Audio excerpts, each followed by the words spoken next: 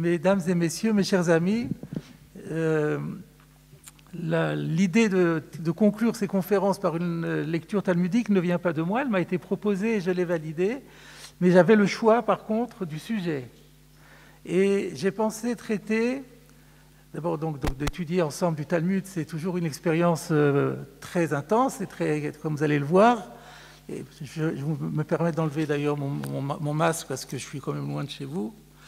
Et donc, j'ai pensé traiter un tout petit passage talmudique qui n'est pas long, mais qui vous allez voir qui est quand même très riche, et qui parle d'un thème qui est assez étonnant, qui est le thème du miracle. Pourquoi j'ai pensé au miracle? Parce que cette journée se situe tout entière au CEJ. Vous avez fait la connaissance, si vous ne le connaissiez pas, de cette magnifique réalisation de 5000 m² dans le 17e arrondissement de Paris. C'est un véritable miracle qui nous a été donné de faire, dont l'artisan a été le président Joël Mergui, mais personne n'y croyait quand il s'est lancé là-dedans. Et contre toute attente, ça a été construit, ça a été inauguré, et aujourd'hui, ça fonctionne. Ça a été un petit peu freiné par le Covid, mais ça fonctionne et c'est appelé à fonctionner encore plus grâce à vous. Et donc, c'est un miracle, mais c'est un miracle caché. Il y a deux sortes de miracles chez nous. Il y a le Nes Nistar, c'est le miracle qui est caché, c'est-à-dire ça paraît naturel, mais en vérité, c'est pas naturel, c'est miraculeux. Dans la Hamida que nous venons de faire, nous remercions Dieu, Modim Anachnulach, parmi les choses que nous remercions Al Nisecha Shebechol Yom Imanu, pour les miracles dont tu nous fais bénéficier chaque jour. Et chaque fois qu'on fait ça, il faut se demander quel miracle j'ai bénéficié aujourd'hui. Et quand on réfléchit, on se rend compte qu'il y a plein de miracles, mais bon, ça paraît naturel. Mais quand on réfléchit un petit peu, en fait, c'était une intervention divine. Mais il y a aussi des miracles prodigieux qui sont surnaturels. Ceux-là, on n'a plus tellement l'habitude d'y être confrontés. Mais la problématique à laquelle nous allons parler, c'est justement quelle est la différence entre l'un et l'autre, lequel des deux est préférable. Qu'est-ce qui est supérieur? Est-ce que c'est le miracle caché ou le miracle surnaturel? C'est un peu la thématique que nous allons étudier avec une problématique complète. C'est ce qui concerne la parnassa, c'est-à-dire le souci du gagne-pain, d'assurer sa subsistance, d'une manière plus générale, toutes les questions d'ordre économique. Comment fonctionne-t-il selon la Torah? Cela aussi fait partie du sujet que nous allons traiter. Alors, dans les feuilles qu'on vous a distribuées, c'est un extrait du Talmud, du traité Shabbat, qui est consacré au Shabbat, et ça se trouve page 53b. Alors, nous allons démarrer notre étude. Vous pouvez intervenir, si vous voulez, sans aucun problème. Donc, c'est le passage que Rav Bellassen a surligné, c'est facile à voir par conséquent. Tanu Rabbanan. Tanu Rabbanan veut dire nos maîtres ont enseigné dans une baraïta. Les baraïtot, ce sont des textes qui sont plus anciens que la Gemara. Dans les sages du Talmud, il y a deux générations, pas deux générations, il y a deux périodes. Il y a la période des Tanaïm, et ensuite, il y a la période des Amoraïm. Quand on dit Tanu Rabbanan, c'est pour dire que c'est un texte ancien qui date de l'époque des Tanaïm. Maasé, alors ces textes sont toujours écrits en hébreu, alors que le Talmud, la Gemara est en araméen. Pour cette même raison d'ailleurs. Et par le fait que tous les Tanaïm vivaient en Israël, alors que les Amoraïm vivaient en Babylonie, notamment. Maasé be'echad shemeta ishto. Comment traduire en bon français Maasé? Il était une fois. Il était une fois une personne, un homme, dont la femme est décédée. Donc ça commence tristement. Veinicha ben lenek. Elle a laissé un enfant en bas âge, un bébé qui devait encore être nourri au sein. Donc c'est-à-dire elle est probablement morte en couche. Et elle a laissé un bébé. Et donc il y a la problématique de nourrir cet enfant. À l'époque du Talmud, on n'avait pas de lait maternisé. Donc comment on procédait quand la maman n'était pas là? On faisait appel à des nourrices. Les nourrices, c'était quoi? C'était des personnes, des dames qui avaient de toute façon accoucher, qui avaient donc du lait, et qui en avaient suffisamment pour nourrir leur propre bébé, et encore le bébé d'un autre. Et donc on faisait appel à des nourrices. Donc c'est ça la problématique dont nous parlons ici, pour vous situer pratiquement le cas.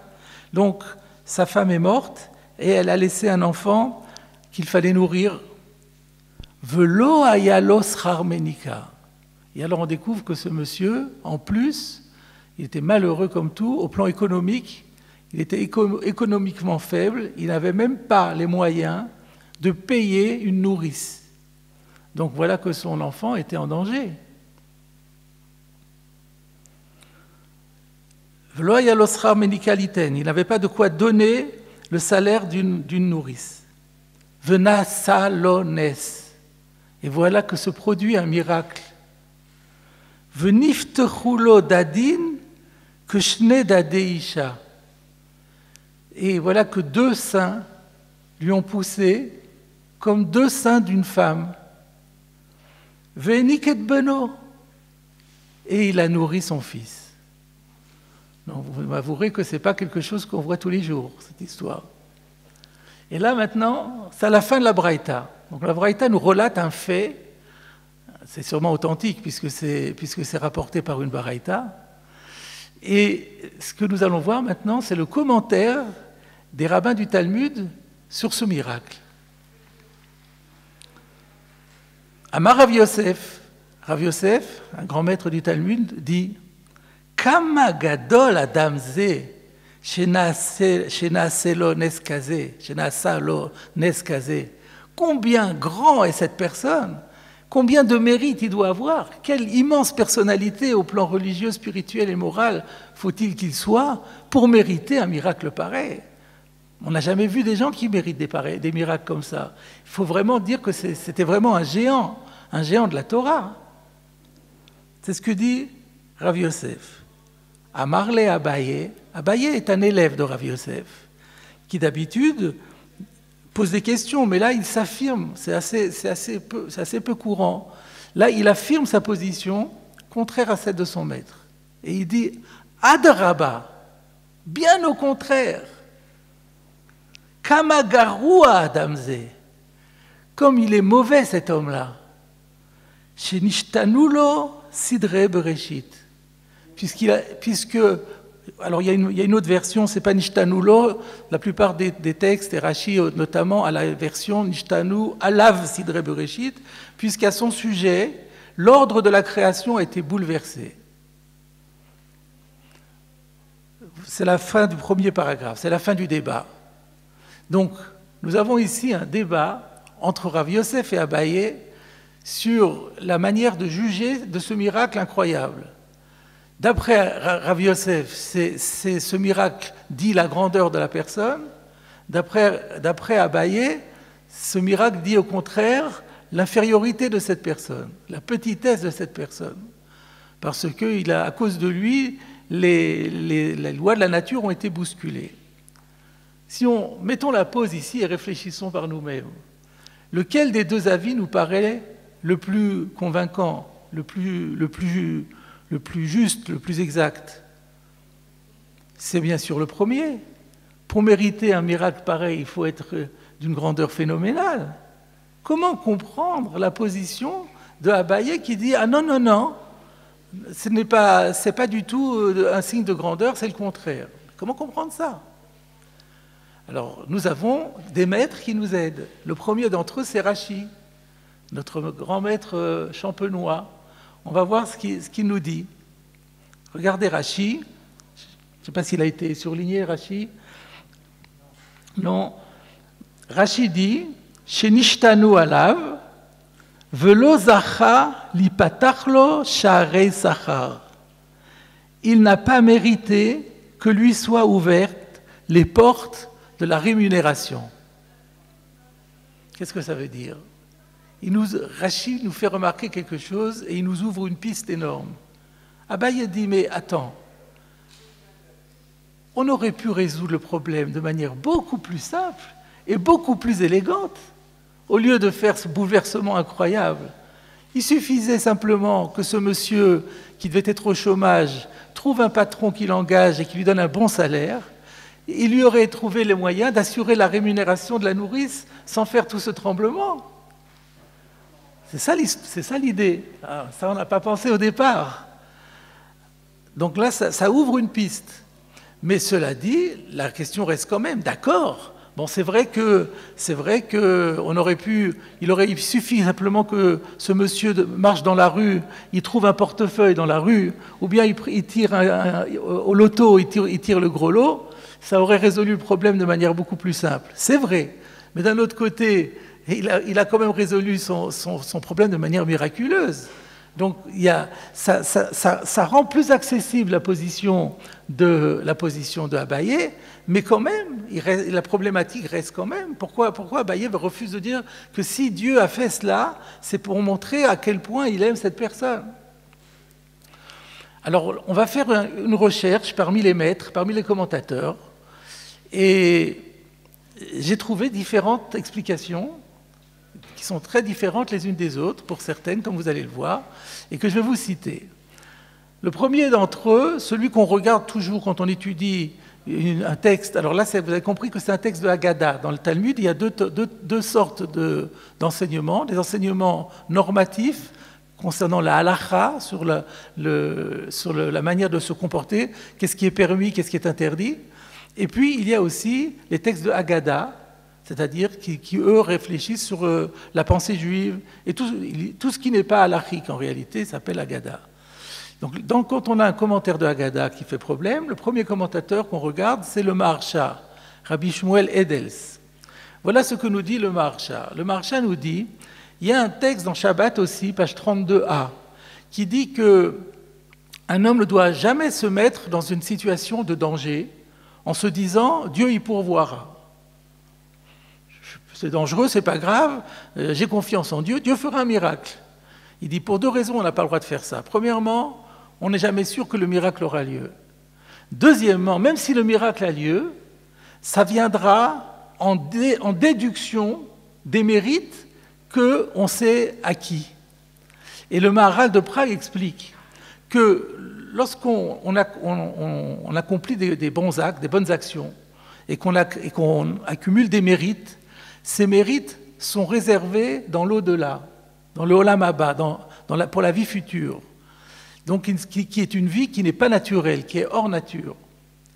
Lorsque on bénéficie d'un miracle qui est hors nature, on est obligé de déduire de ces mérites-là qui nous attendaient dans le monde futur. Et c'est pour ça que ça vient en déduction. Donc le Maharsha nous dit, voilà ce que dit Abaye.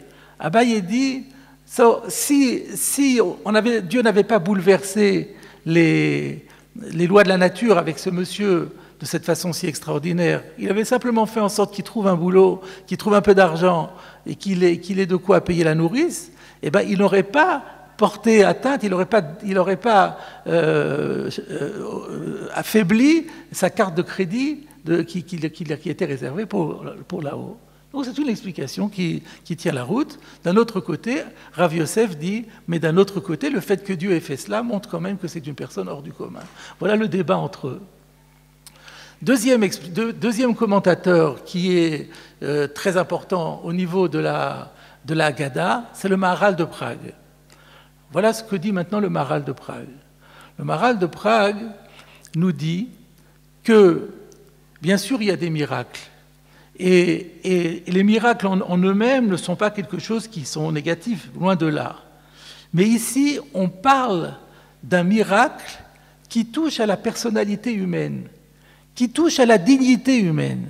Il dit, si vous remarquez bien, dans tous les miracles qu'on voit dans la Torah déjà, et dans la Bible d'une manière plus générale, il y a eu beaucoup de miracles, mais ils n'ont pas porté atteinte à la personne. C'est toujours extérieur à la personne.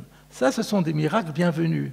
Mais quand on a un homme qui est affublé ainsi d'une transformation féminine qui lui fait ressembler à une femme, ce qui serait pareil d'ailleurs à une femme qui deviendrait un peu un homme, là, il y a une atteinte à sa dignité. Et si Dieu a fait un miracle comme celui-là, alors que, comme Rachid nous l'a signalé, il aurait pu trouver d'autres solutions miraculeuses, ça prouve que Dieu n'est pas content de cette personne. Kamagaru Adam, ça prouve que Dieu lui signale qu'il y a quelque chose qui ne va pas chez lui, parce qu'il a porté atteinte à sa dignité. Vous voyez? Donc voilà une deuxième direction qui est tout à fait compréhensible, que c'est une sorte de bisaïon, c'est une sorte de mépris. Dieu a fait en sorte qu'il résolve son problème, mais en attirant sur lui le mépris de tout le monde. Tout le monde les gens qui voyaient ça devaient se moquer de lui. Troisième explication que j'ai trouvée également, que je connaissais par ailleurs, d'un grand penseur, un grand maître de la pensée chassidique, Rabbi Tzadok HaKohen de Lublin, dans son prix de Tzadik. Dans la paracha de Miketz, Miketz tombe toujours pendant la fête de Hanouka. J'ouvre une petite parenthèse. À Hanouka, il y a 2 miracles qu'on célèbre. Là, vendredi prochain, on rentre dans le mois de Kislev, donc c'est déjà, on commence à se préparer à la fête de Hanouka.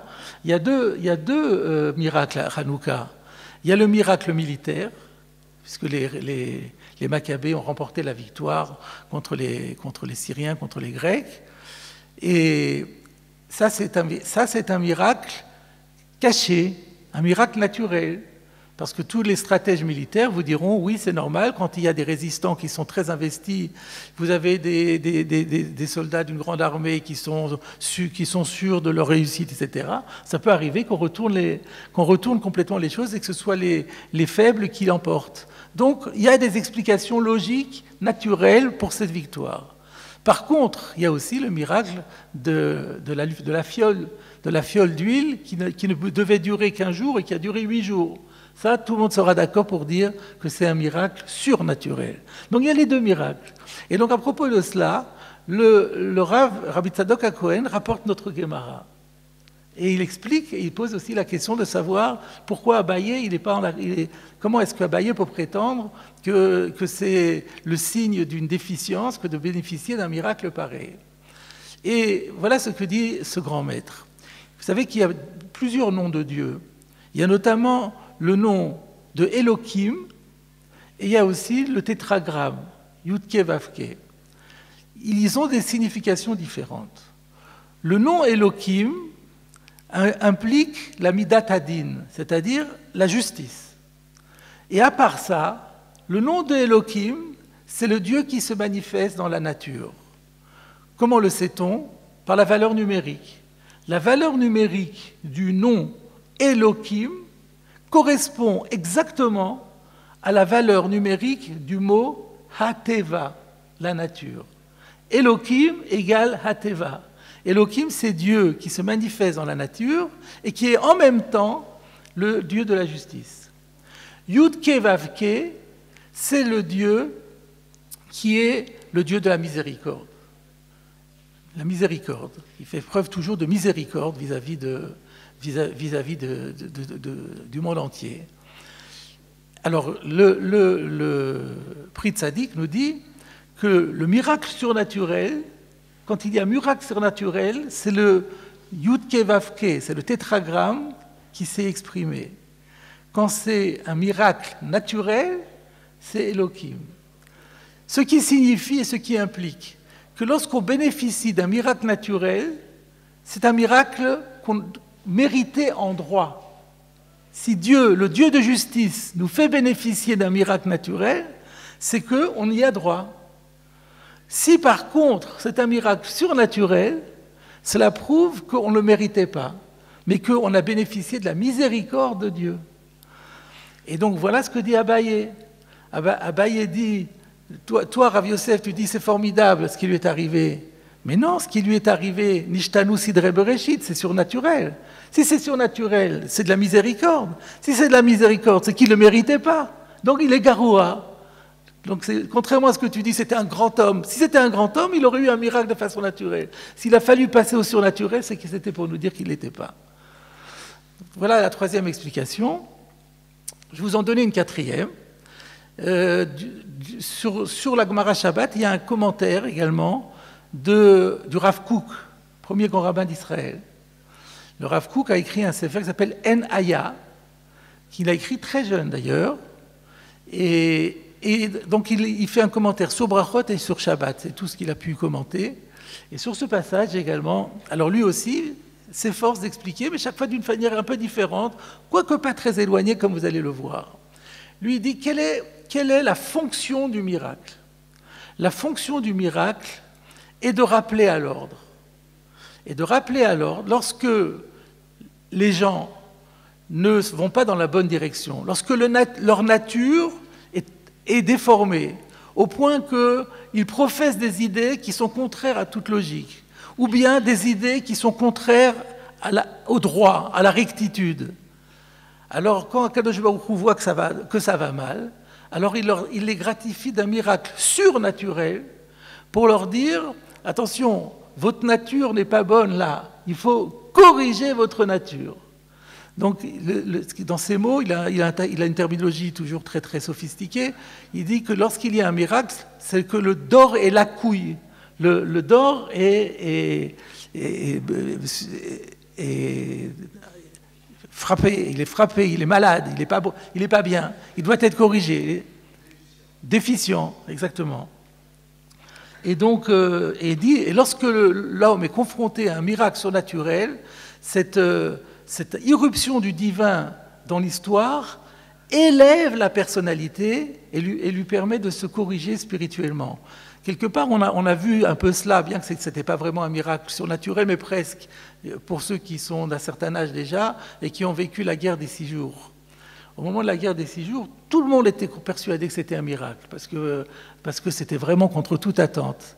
Et il y a eu une ambiance de Yitorerut et de Chazara B'Tshuva exceptionnelle. Il y a eu plein de personnes qui étaient très éloignées de la religion et qui se sont mis à croire en Dieu et qui se sont mis à rejoindre la religion. Le fait d'être confronté à un miracle a un impact sur la personne positif, sur le plan vu de notre façon, un retour à la religion qui est favorisé à la religion, il y a toutes les valeurs de la religion, qui est favorisé par le miracle. Et donc, c'est ce que disait Abaye. Encore une fois, comme a dit Rashi, cette personne aurait pu voir son problème résolu beaucoup plus simplement. Pourquoi? Tout simplement, il aurait trouvé un portefeuille dans la rue et le problème était réglé. Pourquoi fallait-il que Dieu lui fasse ce bouleversement de son corps? C'était pour lui montrer qu'il y a quelque chose qui ne va pas chez lui et qu'il faut qu'il se remette en question et qu'il se corrige et qu'il s'améliore. Donc c'est ce qu'il dit, Garoua. Toi, Rav Yosef, tu dis, c'est un champion pour bénéficier d'un miracle comme ça? Pas du tout, pas du tout. Si Dieu a été obligé de faire un miracle pareil, c'est qu'il y a quelque chose qui ne collait pas chez lui. Voilà déjà 4 explications que nous avons vues. Donc je récapitule.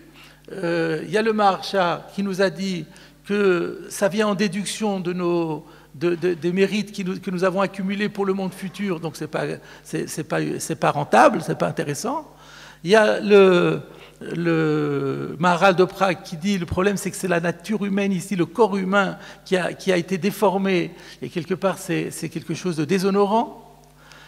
Et le miracle en lui-même est toujours bon, mais pas quand il touche la personne humaine, c'est la seule fois où on voit que c'est la personnalité du corps qui a été modifiée en mal.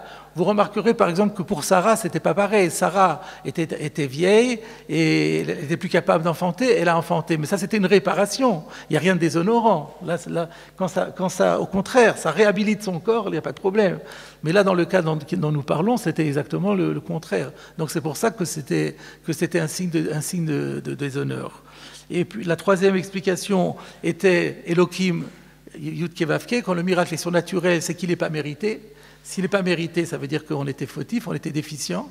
Et le Rav Kook qui dit, le miracle vient le miracle surnaturel vient nous dire notre nature n'est pas correcte, il faut un rappel à l'ordre. Donc c'est qu'il a mérité un rappel à l'ordre, donc c'est la révision à l'ordre, c'est qu'il n'était pas aussi grand que tu le dis.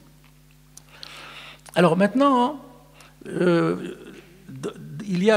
n'a pas été non plus surligné dans le texte, mais vous avez sur votre page un endroit, un commentaire du Tosfot Yoshanim. Tosfot Yoshanim, qui est, contrairement à son nom l'indique, non pas des vieux Tosfot, mais des Tosfot plus récents, mais que les Tosfot classiques. Vous savez que, j'ouvre une petite parenthèse sympathique, quand vous avez la page talmudique que vous avez devant les yeux, vous êtes en France. Parce que vous avez au centre le Talmud qui a été fait en Babylonie, vous avez en marge intérieure le commentaire de Rashi qui vivait à Troyes, et sur les marges extérieures, ce sont les commentaires des Tosafistes qui également étaient des Français. Donc on est véritablement dans un paysage franco-français, et on a toujours envie de dire cocorico lorsqu'on ouvre une page de Talmud. Mais à part ça, il y a aussi de temps en temps des petits Tosfot en plus qui s'appellent les Tosfot Yeshanim et qui ont été rajoutés par les éditeurs, qui ne font pas partie des Tosfot classiques et qui sont en vérité des Tosfot allemands, donc plus récents que le Tosfot français. Et ce Tosfot allemand, qui date du Moyen-Âge, ce Tosfot nous rapporte un Midrash Rabbah dans la Parashat Noach, qui nous dit la chose suivante. Nous allons tout à l'heure parler de Hanouka, maintenant on va parler de Purim. Dans la Megillat Esther, à propos de Mordechai, là-bas le Midrash dit qu'il y a 5 personnes à propos desquelles il est dit Vehaya, Haya, comme Noach Ish Tzadik Tamim Haya. Chaque fois qu'il y a écrit Haya, c'est quelqu'un qui a, à un moment de sa vie, nourri les autres. Comme Noach qui a nourri la Teva, Yosef qui a nourri l'Égypte et ses frères notamment. Et Mordechai a nourri qui? Le verset dit Vayehi Omen et Hadassa. Il a nourri Hadassa. C'est qui Hadassa? Hi Esther, bat Dodo. C'est Esther, sa cousine. Donc sa cousine était orpheline, son tuteur a été son cousin Mordechai. Et il l'a nourri. Le Midrash dit comment il l'a nourri? Le Midrash dit, un jour, donc apparemment il faisait appel à des nourrices. Donc quand il a recueilli Esther, elle était encore bébé, nourrisson. Et donc il faisait appel à des nourrices. Un jour, dit le Midrash, il n'a pas trouvé de nourrice dans toute la ville. Il a fait le tour de tout Suse, il n'y avait pas de nourrice. Et qu'est-ce qui s'est passé? Il l'a nourri de sa propre poitrine. Sa poitrine s'est remplie de lait et donc il a nourri Esther. Alors le Tosfot Yeshanim demande comment Abaye va s'en sortir avec ce midrash? Comment Abaye peut dire Garoua, que c'est mauvais, un signe mauvais qu'il vous arrive quelque chose comme ça, alors que c'est arrivé à Mordechai? Mordechai, c'est un grand sadique.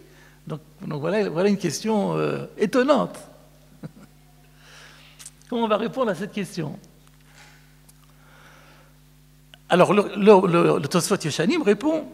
Le Tosfot Yeshanim dit que ici, Abaye a dit que c'était Garoua parce que le problème était que cette personne n'avait pas d'argent. Et donc, le problème n'étant qu'un problème d'argent, s'il avait eu de l'argent, on aurait évité tout ce tremblement, comme on l'a dit.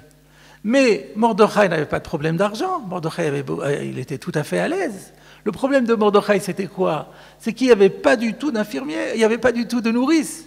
Donc il fallait bien trouver une solution. Donc c'est pour ça que là il n'y avait pas d'autre solution. Et c'est pour ça qu'Abaye reconnaîtrait que dans ce cas-là, ça n'est pas un signe de déshonneur. Voilà ce que dit Tosfot Yeshanim. Quand on réfléchit un petit peu, ce n'est pas satisfaisant.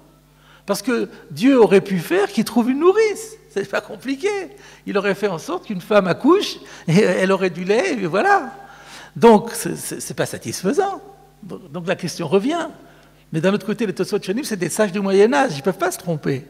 Donc il faut que nous, on réfléchisse, trouver une solution pour donner un sens à ce qu'ils disent. Vous voyez, je vous fais participer un petit peu au travail talmudique, c'est pas très très simple. Je propose la réponse suivante. J'ai trouvé encore une 5e explication sur le débat entre Rav Yosef et Abaye, qui est dans un des commentateurs du En Yaakov, qui s'appelle le Iyun Yaakov. Donc dans le Iyun Yaakov, il propose la réponse suivante. Dans le débat entre Rav Yosef et Abaye, c'est le suivant. C'est que, pourquoi Abaye dit que ça aurait été mieux que le problème soit résolu et que de façon économique. Parce que si, donc, dans l'histoire dont nous avons parlé, ce pauvre monsieur qui était malheureux, indigent, qui avait perdu sa femme et qui n'avait même pas de quoi payer les nourrices, il n'avait rien, il était complètement économiquement extrêmement faible. Si Dieu aurait fait qu'il gagne au gros lot ou qu'il trouve une sacoche pleine d'or, ça n'aurait pas seulement résolu le petit problème de la nourriture de son enfant, ça aurait transformé sa vie. Et là, c'est ça que Rashi dit, quand Rashi dit « L'onifteru lo share aschar », les portes de la récompense ne lui ont pas été ouvertes.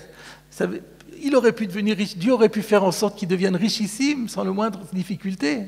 Au lieu de ça, Dieu lui fait des transformations de son corps.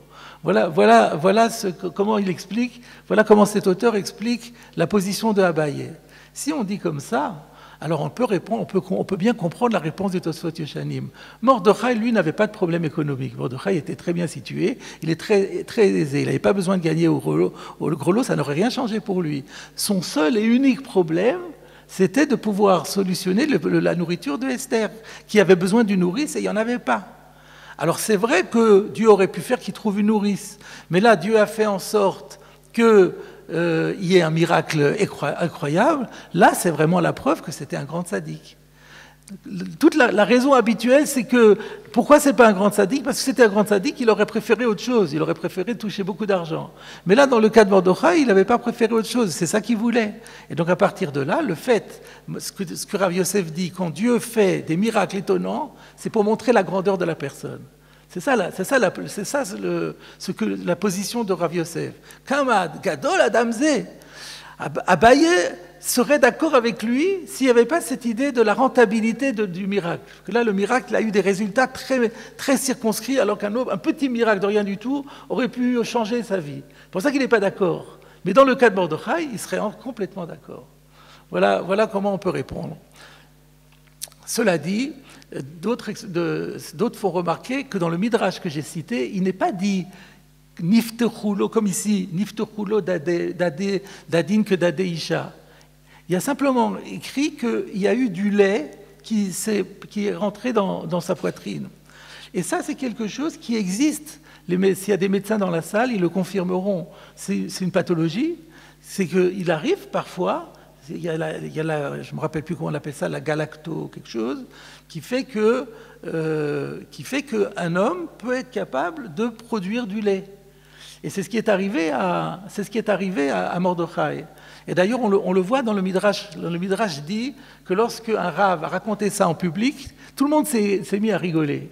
Pourquoi ? Parce que ce n'était pas possible d'imaginer que Mordechai, on lui arrive des choses aussi déshonorantes. Il a dit, mais pourquoi vous dites ça ? C'est une Mishnah dans Marchirin. Il y a une Mishnah dans Marchirin qui dit que le lait d'un mâle est à or. Donc ça prouve bien que le lait d'un mâle, c'est quelque chose qui existe. Ce n'est pas quelque chose de surnaturel, c'est quelque chose de naturel. Donc, de cette façon, on arrive aussi à résoudre le problème d'une autre manière que ce qu'avait dit le Tosfot Yeshanim et le Yun Yaakov. Alors, pour conclure, parce que l'heure approche, je voudrais quand même dire un petit mot de la Parnassa. C'est la dernière partie. Regardez la suite du passage. Amar Rav Yehuda. Rav Yehuda dit « Bo re'e kama kashin mezonotav shel adam » Regarde comme sont durs, c'est difficile, à la nourriture de l'homme est quelque chose de difficile à obtenir. Chez Nishtanu alav sidre bereshit, au point qu'il est fallu, pour résoudre un problème de nourriture, il a fallu bousculer les lois de la nature. Ça prouve que ce n'est pas quelque chose de simple de se nourrir. Amar Rav Nachman, et Rav Nachman dit « Teida » tu as raison, et la preuve en est de mitrachish nissa velo ivru mezoné, qu'il y a plein de miracles qui arrivent, mais jamais de la nourriture qui est créée.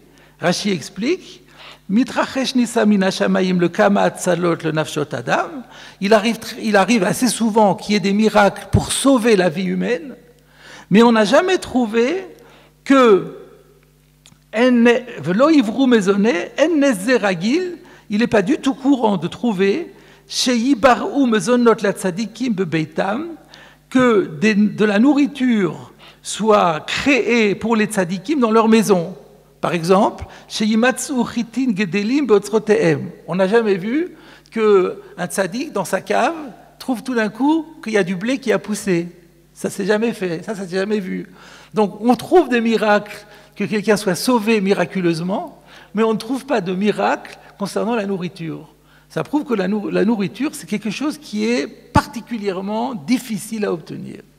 Alors, quelle est l'idée ici qui est développée par ces deux maîtres? Et je voudrais terminer par cela. Il y a un midrash dans la paracha de Vayochi. La paracha de Vayochi, c'est une paracha bien connue. Vous savez, c'est lorsque Jacob est en Égypte, il devient très âgé. Yosef, son fils, lui ramène ses deux enfants, Ephraïm et Ménaché, et il lui demande de les bénir. Et il va dire, Amalach hagoel oti mikolra, ou yevarech et aneharim. Alors que l'ange qui m'a sauvé, moi, Jacob, de tous les malheurs, ben lui, il va bénir ses deux enfants. Juste avant, il y a un autre verset où Jacob dit, Haelokim aroe oti meodi adayom hazeh. Dieu qui a été mon pasteur, c'est-à-dire qui a été celui qui m'a nourri depuis le jour de ma naissance jusqu'aujourd'hui, lui aussi il bénira les enfants. Haelokim v'amalach. Au sujet de ces deux versets, on trouve dans le Midrash de Vayochi deux enseignements. Un enseignement qui est, la Torah ici a juxtaposé deux concepts.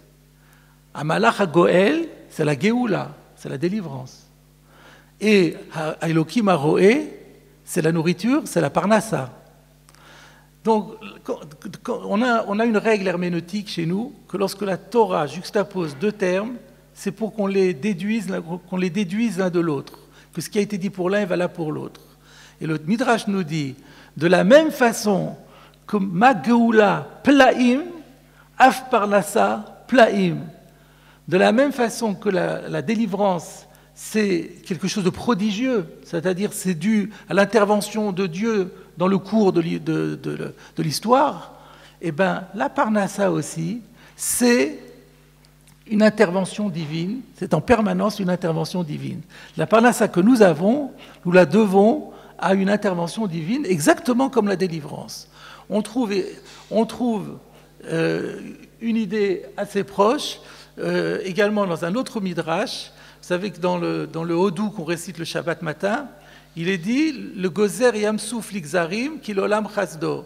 Dieu a coupé la mer en tronçons, la mer des joncs, la mer rouge, car sa bonté est éternelle. Et après on dit noten lechem lochol basar, et Dieu donne du pain, la nourriture à tout homme, à toute chair, kilolam chasdo. On a comparé la mer rouge avec la parnassa. Et donc il y a un enseignement connu du Midrash qui est que la parnassa est aussi difficile, kashi mezonotav chez la dame, la nourriture de l'homme est aussi difficile à donner à l'homme que ce fut difficile de faire le miracle de la mer. Donc on trouve la même idée, on trouve cette même idée que la parnassa, c'est quelque chose qui nous est donné par Dieu uniquement. Je voudrais ici faire un commentaire très important. C'est le Rav Goldvir qui insiste là-dessus et qui dit qu'il y a un contresens qu'on entend très souvent sur la malédiction qui a été donnée, la punition qui a été donnée à Adam Arishon lorsqu'il a fauté. Dieu lui dit « à la sueur de ton front, tu mangeras du pain ». Les gens s'imaginent que ça veut dire la chose suivante. Tant que Adam n'avait pas péché, il était nourri par Dieu. Il n'avait rien à faire. Il était dans le jardin d'Éden, il y avait des arbres, des fruits, mais tout ce qu'il fallait, il n'avait rien à faire. Maintenant, c'est lui qui est responsable d'assurer sa pitance. C'est un contresens. Ce n'est pas vrai, ça n'a pas changé. Après encore et jusqu'au jour d'aujourd'hui, c'est Dieu qui nous fournit notre pitance. La seule différence, c'est que là, on est obligé de travailler pour l'obtenir. Mais ce n'est pas notre travail qui donne en résultat. Nous, on a travaillé, on s'est donné du mal, alors Dieu est d'accord de nous donner, mais c'est Dieu qui donne. je vais devoir m'arrêter probablement. Pour donner une illustration, il y a une belle histoire qui raconte ça. Je préfère dire cette histoire parce qu'on comprend mieux de quoi on parle. C'est une histoire qu'il a vécue quand il était dans son jeune âge. Il était à Jérusalem. On est dans les années, peut-être même avant la guerre ou pendant la guerre. À Jérusalem, il y avait un papetier qui gagnait plus ou moins bien sa vie. Une semaine, on arrivait en fin de semaine, il n'avait pas du tout assuré encore il n'avait pas son Shabbat. Et puis, il y avait une école à côté de son magasin. Il y a eu la récré. Tous les enfants, plein d'enfants sont rentrés dans son magasin. Ils voulaient des gommes. Alors, il prend son échelle. Les gommes étaient tout en haut. Il prend son échelle. Il sort son assortiment de gommes. Il leur montre les gommes. Non, je veux pas celle-là. Je veux celle-là. Non, celle-là, elle me va pas. Donc, vous voyez, vous imaginez comment ça se passe dans le magasin. Tout d'un coup, il y a la sonnette de l'école qui sonne. Tout le monde s'en va. Il lui se retrouve avec ses gommes. Il n'a rien vendu. Il se tourne vers Dieu et il dit « Mais je ne comprends pas, Kadosh Baruch Hu, tu nous as dit que tu dois à la sueur de ton front, tu seras nourri. Regarde tout le mal que je me suis donné, je n'ai rien reçu. » À peine avait-il dit ces mots-là, le magasin s'ouvre, il y a 2 touristes américains qui arrivent. On est à Jérusalem il y a très longtemps. Et ils lui disent « Est-ce que vous avez un stylo Parker ?» À l'époque, le stylo Parker, c'était le nec plus ultra. Ça faisait plus largement le bénéfice d'une semaine. Il a dit, oui, j'ai des stylos Parker. Ah ben, j'en prends 2. Il avait tout gagné. Mais vous voyez la leçon? Il s'est donné beaucoup de mal. Une fois qu'il a donné beaucoup de mal, la Kadosh Baruch Hu lui donne. Mais c'est pas lui. Donc c'est pareil, quand nous, des fois, on est content, on a créé une start-up, ça marche formidablement. C'est la Kadosh Baruch Hu qui fait. On s'est donné du mal, c'est une chose. Ne dites pas, c'est grâce à moi, etc. C'est la Kadosh Baruch Hu. Il faut continuer à compter sur la Kadosh Baruch Hu. Alors, dernier enseignement pour illustrer cette Gemara. Le Midrash dit encore, vous remarquerez que pour la nourriture donnée par Dieu, on a dit à Elohim, Jacob a parlé de Dieu. Et quand il a parlé de la délivrance, il a parlé du malach. Ça veut dire que le miracle, la nourriture, c'est un miracle, c'est un don de Dieu. Mais ce don de Dieu, il est directement donné par Dieu, alors que la délivrance, elle peut venir par quelqu'un d'intermédiaire, par un ange. Pourquoi? Qu'est-ce qui est plus fort? Voilà l'explication, et ça sera là-dessus que nous terminerons, de Rav Goldwirth, qui explique qu'il y a un double miracle dans la nourriture. Quand je dis la nourriture, c'est toute la réalisation économique, toute l'économie sur laquelle le monde fonctionne, c'est un miracle, c'est Dieu qui donne, mais il le donne au départ de façon miraculeuse, et le miracle est enveloppé de façon naturelle. C'est ce qu'on appelle chez nous « nes betor nes ».